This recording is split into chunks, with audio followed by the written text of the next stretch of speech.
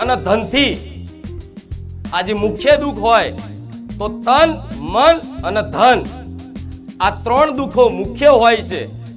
અને આ દુઃખોની વેદનાથી પીડાઈ અને કોઈ પણ ભગવાન માતાજીની આજનો વ્યક્તિ, દુઃખી વ્યક્તિ ઉપાસના કરતો હોય, એના રવિવાર ભરતો હોય, એની પૂનમો ભરતો હોય, એના ઉપવાસ કરતો હોય, કઈ પણ જાતની ઉપાસના કરતા હોય, તો તમે આર્થિક તન, મન અને ધનથી પીડિત છો તો તમારે મને કહેવાની જરૂર નહીં કે માડી અમાર તમામ સુખ છે પણ અમે મનથી બહુ દુઃખી છીએ.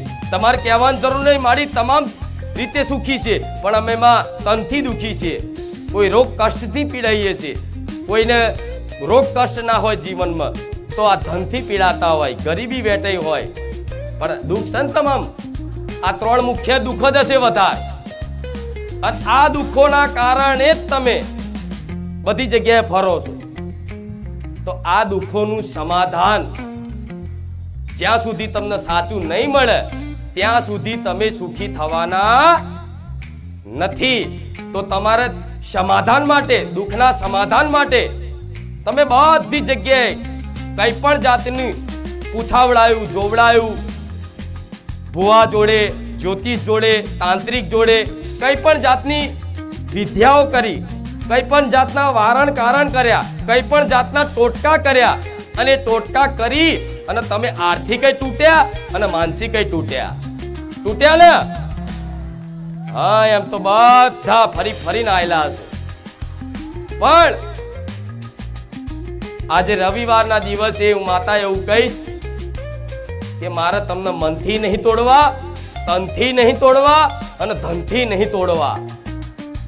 મારો તો લક્ષ્ય ને મારો હેતુ એક જ છે કે તમે ઘેર બેઠા મન માતાને ખાલી સ્મરણ કરશો, ઘેર બેઠા મારા રામ નું નામનું જપ કરશો તો ઘેર બેઠા તમારા વારેજા ધામ રવિવાર આવવાની જરૂર નહીં પડે.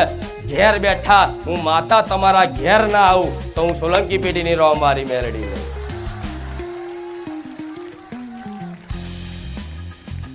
આ સમાધાન બતાવું છું તમને, જે સમાધાન માટે તમે દર ભટકો છો અને જ્યાં ત્યાં દાણા જોવડાવો છો, જ્યાં ત્યાં પૂછાવડાવો છો કે અમને શું જીવનમાં નડે છે, કે અમે આટલા બધા દુઃખી થઈએ છીએ. કોઈ જ્યોતિષને બતાવવા જાય તો હાથ બતાવશે, કોઈ ભુવાને બતાવવા જાય તો દાણા જોઈને ચેક કરશે, કોઈ તાંત્રિકને બતાવશે તો એની રીતે તંત્ર વિદ્યાથી કોઈ મૂઠ ચોટ, કોઈ ધંધો બાંધી દીધો છે, કોઈએ કરી નાખ્યું છે, આ બધું બતાવશે. પણ બધી જગ્યાએ તમને અલગ અલગ બતાવવામાં આવે. ફર્યા છો તો અનુભવી છો, મારે કહેવાની જરૂર નહીં. અહીં લોકો 500 ભુવા ફરેલા આવે છે ને. હા, તો મારા ભગવાને મને માતાને એવું સમાધાન આપ્યું છે કે કોઈ વિદ્યા કર્યા વગર, કોઈ દાણા જોડાયા વગર, કોઈ હાથ જોડાયા વગર, કોઈ માથે આશીર્વાદ હાથ મૂક્યા વગર, કે મારે માતાના કે મારા દીકરાના પગ પકડ્યા વગર, કે મારા દીકરાના પગ ધોયા વગર તમામ દુઃખનું સમાધાન આ મારી વાણી બિરાજમાન છે. બધી જગ્યાએ ફર્યા તમે, ભુવા ભટક્યા છો, દુઃખના કારણે તમે બધી જગ્યાએ પગે લાગ્યા. એ ભુવાજી હશે એ તમારથી નાની ઉંમરનો હશે છતાંય તમારા દુઃખના મારે એના પગે લાગવું પડ્યું હશે. પણ એ તમારા ઘર જ ના મારે, તમારે દુઃખી હશો એટલે બધી જગ્યાએ હાથ પગ પકડો છો. પણ હું સોલંકી પેઢીની માતા જ એવી છું, હું રોમવારી મેલડી એક જ એવી છું કે હું માતા એવું કહું છું કે મારા પગ પકડવાની જરૂર નહીં, મારી વાત ન પકડજો, તમારું કલ્યાણ કરી નાખી. હું સોલંકી પેઢીની રામવારી મેલડી એક જ એવી છું કે હું જાહેરમાં એવું બોલું છું કે મારા પગ પકડવાની જરૂર નથી, મારી વાત ન પકડી લો. જો તમારા આવા કાળા કળિયુગમાં જો ઉદ્ધાર ના કરી નાખું, કલ્યાણ ના કરી નાખું તો હું રોમવારી મેલડી મટી જાઉં. આ વાત પકડવાની વાત કરી એટલે હું આટલી બધી લાંબી વાતો કરું. અહીં નવા આવતા હોય તો બારેજા ધામ વિશેની પૂરી માહિતી ના હોય, કોકના કહેવા પર આવતા હોય પણ જે જૂના ભક્તો હોય એમને પૂછી લેજો કે બારેજા ધામમાં કઈ રીતનું હોય છે, કઈ રીતનું માતાજીની કૃપા મેળવવી હોય છે. અહીં આવી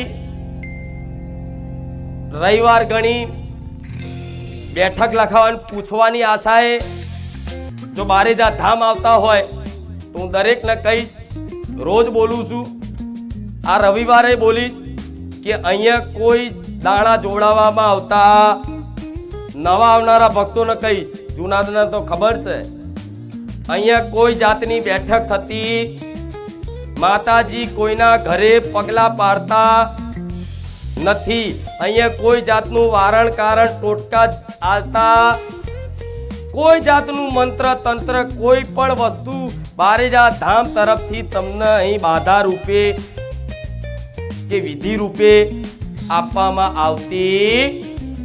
અહીંયા તો જો સુખી થવું હોય, તમારી મનોકામના પૂર્ણ કરાવી હોય તો બેસી શાંતિથી આ રીતે બેસી શિસ્તા જાળવી પલાઠી વાળી અને શિસ્તાથી આ જે રીતે બેઠા છો એ રીતે ખાલી વધાર નહીં, દર રવિવાર ખાલી 1 કલાકનું પરિશ્રમ આપી દે, 1 કલાકનું તપ આપી દે તો એ તપનો હિસાબ એવો થાય કે હજુ તમને એની કલ્પનાય નહીં.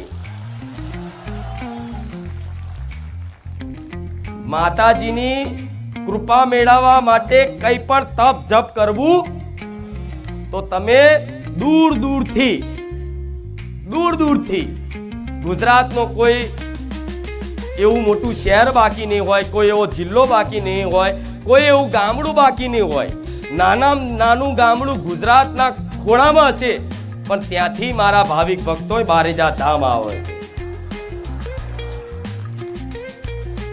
તો ઘરેથી સંકલ્પ કરી અને બારેજા ધામ આવવા નીકળો, ત્યાં 500-1000 રૂપિયાનું પેટ્રોલ પુરાવો, વચ્ચે ભૂખ લાગી તો નાસ્તો કરો. એ બધી વસ્તુ તમે કદાચ દર્શન માટે બારેજા ધામ આવવા માટે કંઈ પણ ખર્ચ કરતા હોય, તમારા પગ દુખાડતા હોય, હાઈવેથી અહીં ચાલીને આવતા હોય કે 50 કિલોમીટરથી ચાલીને આવતા હોય કે 100 કિલોમીટરથી ચાલીને આવતું હોય, કોઈ 200 કિલોમીટરથી ચાલીને આવતું હોય તો એક જાતનું તપ છે. અને કોઈ ચાલીને ના આવતું હોય પણ આ રીતે દર રવિવાર આવી અને પલાઠી વાળી અને શિસ્તાનું પાલન કરી અને 1 કલાક ખાલી આ રીતે બેસી લે શાંતિથી અને ધ્યાનપૂર્વક આ શબ્દોને કાનેથી શ્રવણ કરે અને હૃદયમાં ઉતારી લે ને, હું મેલડી એવું કહું છું, હું રોમવારી મેલડી એવું કહું છું, ખાલી આ જ ભાવનાથી અને આ જ લક્ષ્યથી ખાલી 3 મહિના મારા ધામમાં ટકી રહેજો. 3 મહિનામાં આખું તમારું જીવનના પરિવર્તન થઈ જાય તો હું રોમવારી મેલડી રામ. ખાલી બોલવા ખાતર નહીં બોલતી, જે જૂના ભક્તો આવતા ને એમનું જીવન આખું પરિવર્તન થઈ ગયું. એ અનુભવ તમે જોયા છો, વિડીયોના માધ્યમથી અનુભવ જોયા હશે, અહીંયા ધામમાંથી કોકના અનુભવ સાંભળ્યા હશે અને ઘેર બેઠા તમને અનુભવ મારો થયો છે તારે તમે બારેજા ધામ આવ્યા છો. વિશ્વાસ રાખ્યો ને સપને દર્શન આલ્યા, ઊંઘમાંથી ઉઠાડીને કીધું દીકરા હું ખુખાર મેલડી બેઠી છું, ચિંતા ના કરીશ. તો જે સપનામાં બોલતી હોય તો એની એ જ બોલું છું કે ચિંતા ના કરતા હું બેઠી છું, મારા ભક્તો માટે હું બેઠી છું, મારા ભક્તો માટે હાજરા હજુર બેઠી છું, ચિંતા ના કરતા. પણ થોડું તપ કરવું પડશે. તપનો અર્થ એ છે કે તમે અહીં આવીને શાંતિથી શિસ્તાથી બેસો અને બારેજા ધામની જે પવિત્રતા છે, જે શોભા છે, જે ગરિમા છે, એ બારેજા ધામની પવિત્રતા અને ગરિમાને જાળવી રાખો ને તોય મારે કૃપા હેઠળ આપે રૂપે પહોંચી જાઓ. એ તો ખબર છે ને કે કોઈ પણ ધામ મંદિરે જઈએ તો જ્યાં ત્યાં કચરો ના નખાય, જ્યાં ત્યાં ગંદકી ના કરાય, જ્યાં ત્યાં પાન મસાલા ખાઈને થૂકાય નહીં, જ્યાં ત્યાં મતલબ સાધન મૂકી દઈએ, વ્યવસ્થા ના જાળવીએ, સેવકનું કહ્યું ના માનીએ, આ બધું જો તમે નહીં કરો ને તો મારી કૃપા હેઠળ પહોંચવાના. આ કેમ બોલું છું? તમારા માટે. સાચું ખોટું? તો બારેજા ધામની પવિત્રતા તમે માનો છો ને? આ ધામ પાવન છે, માનો છો ને? તો આ ધામ પાવન તો છે જ, પણ આવા લાખો શ્રદ્ધાળુઓ ભક્તોના ચરણના ધૂળથી આ ધામ અતિ પાવન થઈ ગયું છે.